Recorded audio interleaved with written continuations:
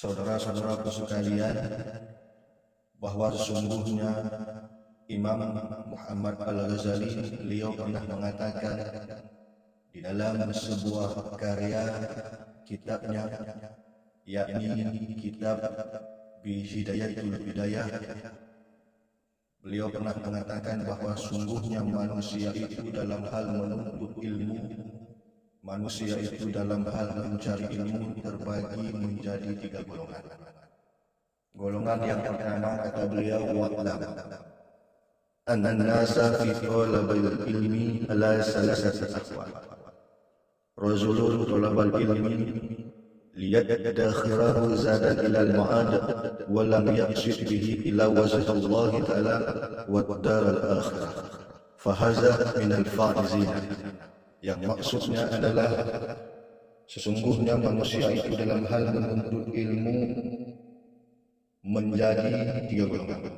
Golongan yang pertama, kata Imam Al-Ghazali, adalah seseorang yang menuntut ilmu guna dijadikan sebagai bekal untuk menuju akhirat, di mana ia hanya ingin mengharapkan ridha Allah Subhanahu wa taala dan negeri akhirat.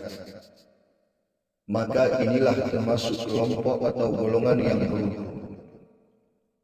Jadi kita dapat menggarisbawahi pada kalimat mengharap ridha Allah Subhanahu wa taala dan negeri akhirat. Maka dari redaksi tersebut kita dapat mengambil kesimpulan yang bahwa seluruh kebaikan, seluruh pekerjaan dalam bentuk kebaikan apapun, apabila diniatkan untuk menggapai ridha Allah Subhanahu wa taala, maka termasuk ke dalam golongan yang sebagaimana telah disebutkan oleh Imam Al-Ghazali tersebut. Kemudian golongan yang kedua, rajulun talabahu liyasta'ina bihi ala hayatihil azilah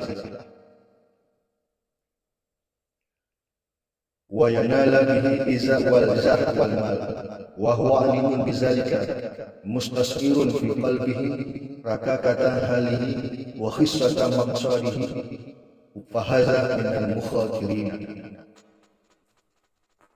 Maksudnya adalah seseorang yang mencari ilmu dimanfaatkan dalam kehidupannya di dunia sehingga ia bisa memperoleh kemuliaan, kedudukan dan harta. Ia tahu dan sadar bahwa hatinya lemah dan niatnya. Orang ini termasuk dalam kelompok atau golongan yang berisiko. Dalam redaksi ini diuntukkan bagi para pencari ilmu yang sebenarnya mereka tahu bahwa dia akan maksudnya dengan ilmu adalah kesalahan, namun tidak mengindahkan peringatan tersebut. Maka Imam Ghazali memasukkan tersebut dalam kelompok yang mengkhawatirkan mereka didapatkan azab terlebih dahulu dan menyembah sebelum mereka tersandar dan kembali bertaubat, yang akhirnya mereka masuk pada golongan yang ketiga. Adapun golongan yang ketiga, manusia dalam hal menuntut ilmu, manusia dalam hal mencari ilmu, sebagaimana dikatakan oleh Imam Muhammad Al-Ghazali, wa rajulun salisun istahwaza alaihi syaitan fa'atakhaza ilmahu zari'atan ila takasuri bil mal wa tafakhuri bil zahd wa ta'azzuzi bi kasrati atba'i yadkhulu bi ilmihi kulla madkhalin riza'an ay yaqdiya min ad-dunya wa nurahu wa huwa ma'a zalika yudmiru fi nafsihi annahu inda Allahi bi makani li'ikasamihi bi simati ulama'i wa tarassumihi bi rusumihi fi zaik wal mantiqi ma'a takalubihi ala dunya zahiran wa batinan fahaza min al-haliki wa min al-hamqa maghrurina is arza'u munqadi'u an taubatihi bizannihi annahu min al-muhsinin. Maksudnya adalah seseorang yang terpedaya oleh syaitan, yang menggunakan ilmunya sebagai sarana untuk memperbanyak harta, serta untuk berbangga dengan kedudukan dan menyombongkan diri dengan besarnya jumlahnya.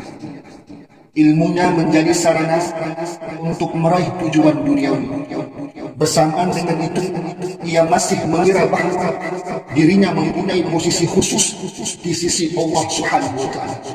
Karena ciri-ciri pakaian dan kepandaian berbicara yang seperti ulama, padahal ia begitu tamak kepada dunia lahir dan batin. Orang dari kelompok ketiga di atas termasuk golongan yang binasa dan tertipu. Ia tak bisa diharapkan bertaubat karena ia tetap beranggapan dirinya termasuk orang baik. Golongan yang ketiga ini merupakan golongan yang paling mengkhawatirkan karena keadaannya yang menganggap dirinya sudah mempunyai kebaikan dan kedudukan yang mulia di sisi Allah Subhanahu wa Ta'ala. Orang dalam golongan ini menganggap dirinya seperti ulama yang mempunyai segudang ilmu serta menghiasi dirinya dengan berbagai ciri-ciri ulama seperti pakaian, gaya berbicara, serta tindak tanduknya. Mereka mengajak kebaikan pada manusia, namun ternyata mereka sendirilah yang sedang tersesat.